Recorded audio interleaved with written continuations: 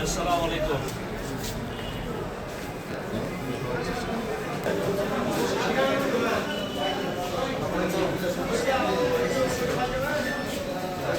জেলা প্রশাসনকে নিরপেক্ষভাবে নির্বাচনের দায়িত্ব পালন করার জন্য যত ধরনের সহযোগিতা লাগে বাংলাদেশ জামাত ইসলামের পক্ষ থেকে, আমাদের প্রার্থীর পক্ষ থেকে করা হবে ইনশাআল্লাহ। একটা বিষয় আপনাদেরকে আমরা জানাতে চাই, সেটি হলো আমরা আজকে মূলত কয়েকটা বিষয় নিয়ে উদ্বিগ্নতার সাথে মূলত আমরা জেলা রিটার্নিং কর্মকর্তা, আমাদের জেলা ডিসি মহোদয়, জেলা প্রশাসক মহোদয়ের কাছে তার মধ্যে একটা বিষয় ছিল, আমরা জানেন যে নির্বাচন পরিচালনার সাথে অতপ্রতভাবে যারা জড়িত, বিশেষ করে নির্বাচনের কেন্দ্রভিত্তিক যে প্রিজাইডিং অফিসার, সহকারী প্রিজাইডিং অফিসার এবং পুলিং অফিসার, তারা মূলত একটা কেন্দ্রের নির্বাচনটাকে পরিচালনা করে। ইতিমধ্যেই গত 2 দিন ধরে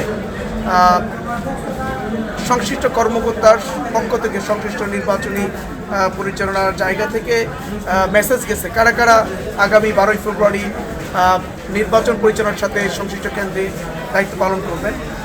এইগুলো পর্যালোচনা করে দেখা গেছে মানুষের কাছে একটা বিষয় মানে উদ্বিগ্নতা দেখা দিয়েছে, সেটি হলো একটা রাজনৈতিক দল, একটু স্পষ্ট করে যদি বলি তাহলে বিএনপির আদর্শের টিচারদেরকে এই প্রিজাইডিং, সহকারী প্রিজাইডিং এবং পুলিং অফিসার হিসেবে তাদেরকেই অধিকাংশ জায়গায় তাদেরকে প্রায়োরিটি দেওয়া হয়েছে, যেটা একটা সুষ্ঠু গ্রহণযোগ্য নির্বাচনের জন্য মারাত্মক প্রতিবন্ধক।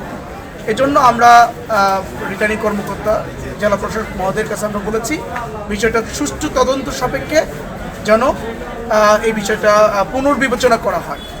মানুষের আস্থা ফিরিয়ে নিয়ে আসার জন্য নির্বাচনের ব্যাপারে এটা অত্যন্ত গুরুত্বপূর্ণ। এজন্য এই বিষয়টা আমরা বলেছি এবং জেলা প্রশাসক মহোদয়, রিটার্নিং কর্মকর্তা মহোদয় উনি আমাদেরকে আশ্বস্ত করেছেন আমাদের এই অভিযোগগুলো ইতিমধ্যে ওনার কাছেও এসেছে, উনি এগুলো খতিয়ে দেখছেন, তদন্ত করছেন, তদন্ত সাপেক্ষে এগুলোর ব্যাপারে সুষ্ঠু ব্যবস্থা তিনি গ্রহণ করবেন ইনশাআল্লাহ। Next level, well done, side by side fridge.